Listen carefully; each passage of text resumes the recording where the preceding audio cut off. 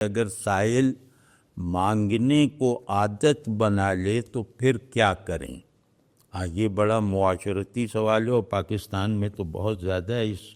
اس کے جواب کی ضرورت ہے۔ اس طرح کے سوالات جو ہیں نا وہ پیدا ہوتے ہی جواب دینے والے کو ڈھونڈنے لگتے ہیں، ان سے آدمی خود سے فیصلہ نہیں کرتا۔ یہ اس طرح کا سوال ہے کہ فوراً محسوس ہوتے ہی کسی سے پوچھو کہ اس کا کیا حل ہے، اس کا حل خود سے جو بھی نکالو گے وہ ناقابل اعتبار ہوگا۔ تو اس کا جواب یہ ہے کہ سائل یعنی ضرورت مند، آپ کی مدد کا مستحق، یہ اگر ایک مرتبہ آپ کے پاس آ کر فرض کیا کہ بجلی کا بل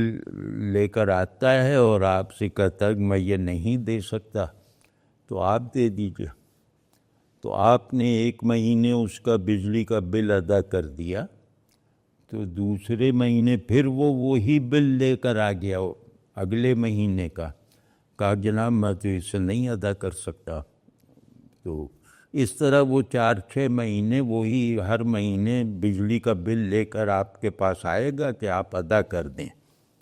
تو اگر وہ زیادہ امکان یہی ہے کہ وہ بجلی کا بل 6-8 مہینے میں بھی ادا کرنے کے لائق نہیں ہو سکا ہے، وہ 10 مرتبہ بھی آئے گا تو 10 مرتبہ اس کا مستحق ہونا جیسے یقینی ہے، تو ایسی صورتحال میں جس طرح اس کی ضرورت کا تسلسل ہے اس طرح اپنی اعانت کو بھی مسلسل رکھنا یہ بہت قیمتی بات ہے۔ ایک تو یہ ہے، دوسری صورت یہ ہے، اور وہ صورت بھی بہت عام ہے کہ ایک آدمی سائل کا روپ دھار لیتا ہے، یا پہلی مرتبہ آپ کے پاس جب وہ آتا ہے تو وہ مستحق ہوتا ہے، تو آپ نے اس کی مدد یا اس کی ضرورت پوری کر دی، اس کے بعد وہ ایسا لگتا ہے کہ جیسے اس نے آپ کے گھر کا راستہ دیکھ لیا ہے، اور پھر اس کے وہ مانگتا ہے کبھی روب کے ساتھ، کبھی خوشامد کے ساتھ، کبھی روتے ہوئے، تو مطلب اس میں لگتا ہے صاف صاف کہ یہ اداکاری کر رہا ہے، تو اس کی پہچان ہر آدمی کو ہو جاتی ہے۔ غیر مستحق بار بار اگر چکر لگاتا ہے تو دوسری مرتبہ میں آپ انشاءاللہ اچھی طرح جان لیں گے کہ یہ مستحق نہیں ہے۔ یہ پہلی مرتبہ آیا تھا تو شاید مستحق ہو، لیکن یہ اب مستحق نہیں ہے۔ تو اگر ایسے کسی سائل سے واسطہ پڑ جائے جس کے بارے میں یقین سے معلوم ہو، ثابت ہو کہ یہ مستحق نہیں ہے، یہ پیشہ ور مانگنے والا ہے، تو پھر اس سے معذرت کر لینی چاہیے، اور پھر اس میں بھی سختی نہیں برتنی چاہیے، معذرت کر لینی چاہیے۔ اس میں بھی ایک حکمت ہے، وہ یہ کہ میں یہ دیکھتا ہوں اپنے چاروں طرف اور برسوں سے دیکھتا آ رہا ہوں کہ یہ جو لوگ دھوکہ دے دے کے مانگتے ہیں نا، دھوکہ دینے کا مطلب یہ ہے کہ انہوں نے کہا کہ وہ ہسپتال میں آپریشن ہو رہا ہے میری والدہ کا، تو فوری طور پہ یہ پیسے چاہیے، تو اس طرح کی کوئی عجیب دہلا دینے والی خبر وہ سنا کے وہ کہتے ہیں بس جو کر سکتے ہو کر دو۔ تو وہ جو پیسہ آپ سے لے جاتا ہے دھوکہ دے کر، وہ پیسہ اس کی واقعی ضرورتوں میں صرف ہوتا ہے۔ وہ پیسہ لے کر وہ کوئی 5 اسٹار ہوٹل میں کمرہ بک کروا کے 3 راتیں گزارنے کا بندوبست نہیں کرتا، بلکہ اسی پیسے سے جو آپ سے، مجھ سے، ان سے اس نے دھوکے سے جمع کر لیے ہیں، ان پیسوں کو وہ اسی طرح بجلی کا بل دینے میں، مکان کا کرایہ دینے میں، وہ دکان کا ادھار چکانے میں، بچوں کے کپڑے بنانے میں، جو بالکل جو معمول کی جو شدید ضرورتیں ہوتی ہیں انہی میں صرف کرتا ہے۔ تو تھوڑا اس اینگل سے بھی چیزوں کو دیکھا کریں کہ وہ کیونکہ اس کی تربیت نہیں ہوئی اور وہ جو ہے وہ یہ سمجھتا ہے کہ اگر میں جا کے اپنی واقعی ضرورت بیان کروں گا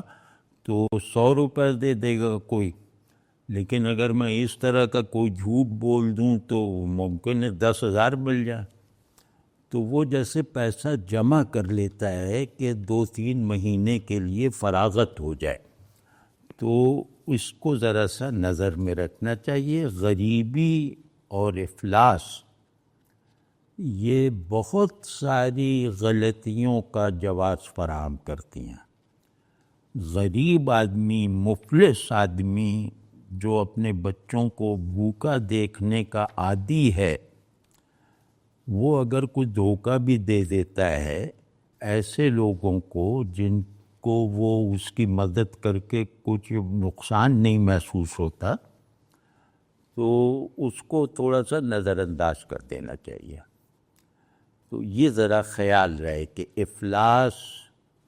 مفلس رشوت مانگے تو اس وقت فقہ کی کتاب نہیں کھولنی چاہیے، مطلب چپکے اس پکڑا دینی چاہیے، کیونکہ ظاہر ہے ایک کانسٹیبل ہے، اس کی جو تنخواہ ہے اس میں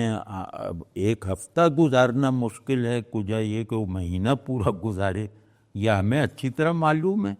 تو اب وہ کسی بہانے سے کوئی ادھر ادھر کر کے مانگ رہا ہے، اپنی دانست میں رشوت مانگ رہا ہے، تو آپ اس کو جو وہ مانگ رہا ہے اس سے ڈبل کر کے دے دیں اور کہیں دیکھو جو اماؤنٹ تم مانگ رہے تھے رشوت کے طور پر میں نے اسے بدل دیا ہے، اسے دگنا کر دیا، اب یہ رشوت نہیں ہے۔ تو اس کو بھی آپ نے ایک گناہ سے نجات دلا دی، خود بھی اس کو جو ضرورت تھی اس میں اسے پورا کرنے میں اپنا ایک ہمبل سا کردار ادا کر دیا۔ تو اس میں اگر یہ پکڑے جائیں ہم دونوں، وہ کانسٹیبل مجھ سے پیسے لیتے ہوئے پکڑے جائیں، تو میں اس کے خلاف گواہی نہیں دوں گا۔ میں اس عدالتی فیصلے کو ظلم سمجھوں گا جو اس کانسٹیبل کو رشوت لینے کی سزا دے رہا ہے، کیونکہ اس ریاست کو کوئی حق نہیں ہے رشوت کے قوانین پہ سزا دینے کا، جس نے اپنے لوگوں کی ایک بہت بڑی اکثریت کو جو ہے وہ ان کی کفالت کا فریضہ ادا نہیں کیا، ان کے لیے رشوت کو لازم کر دیا ہے، جائز کر دیا ہے، وہ حالت اضطرار میں ہیں۔ تو یہ ذرا سا خیال رکھنا چاہیے، تھوڑا بہت دھوکہ کھا لیں کوئی نہیں، لیکن ظاہر ہے وہ آپ کو دھوکہ دینے غریب آبادی سے آ رہا ہے، اور آپ کو دھوکہ دینے کے بعد اپنے اسی گھر میں جائے گا جو ایک بہت پسماندہ آبادی میں ہے، اور وہ 10 سال بعد بھی آپ کو دھوکہ دینے پھر آ جائے گا، تو پھر بھی وہ وہیں سے آیا ہوگا جہاں سے 10 سال پہلے آیا تھا۔ تو اگر یہ سب حالات کو ان کی ایک کلیت میں دیکھیں تو مطلب اتنا اس میں حساس نہیں ہونا چاہیے۔